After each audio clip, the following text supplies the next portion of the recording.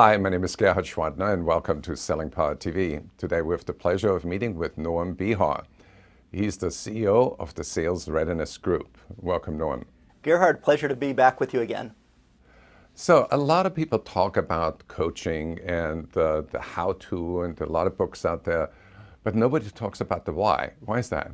I think that there's such an emphasis on how to coach, and if you're right, if you look at most of the books or most of the literature, it's about coaching models. Those are very important, but I really like to back it up a little bit and think about coaching from the perspective of why should I coach? So what's the motivation to coach?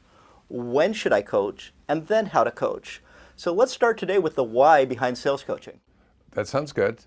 So why?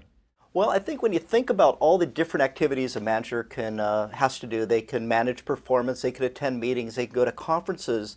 Those activities don't create a lot of leverage. The one activity that can really improve results is coaching their salespeople on how to sell better. So in other words, really focusing on key selling skills. And you also get a lot of leverage. If you think about the average manager, they're managing 5 to 10 sales reps. Imagine just a slight improvement across the entire team and you get these much better results. Let's dive into skills. What particular skills are you thinking of? So the skills can be anywhere from very basic skills like prospecting for new business, call planning, questioning skills, active listening skills, all skills really built around a more fluid and better sales conversation where you're creating value for the customer. So what is the improvement percentage after you do the coaching? So it's really interesting. CSO Insights, who's a great partner of ours, did a survey of about 2,000 sales organizations.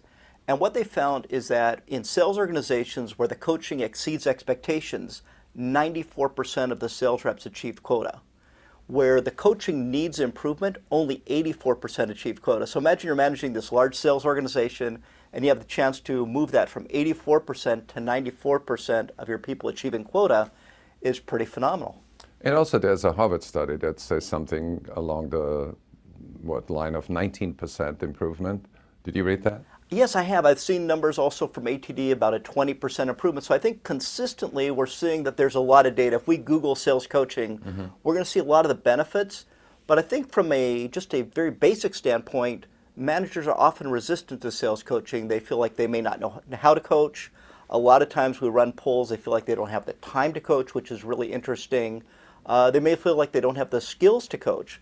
So there's a lot of reasons why managers may not coach, even if they look at the data. So there's something going in my mind, which is, do you think that a certain percentage of sales managers out there, they actually have a fear of coaching? I think they do. I think that there is a fear of coaching because they were once individual contributors for the most part. They were in sales. They know how to sell. And I think it's very difficult for them to move from the position of being an individual contributor to being a manager. And I think it really requires a coaching mindset. So you have to kind of shift from the mindset of I am actually selling to I am empowering others to sell. And again, when you're managing 5 to 7 people and you're empowering others, it's pretty profound. So what are you saying? Managers don't have enough time. How do you resolve that issue? I think that's a really interesting question because we know sales managers work really long weeks. A lot of them have to travel. As I mentioned, they have to manage performance. They have to go to conferences. They have to attend meetings. So they may have to hire new people.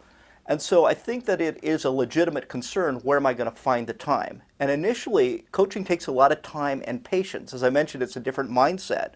And so they're right, it is going to take more time up front. But focusing only on time is really short-sighted because as they start to coach, people become empowered and then they're no longer going to be the chief problem solver. So a manager who doesn't coach is really sometimes going from one fire to the next fire, kind of just acting as a chief problem solver.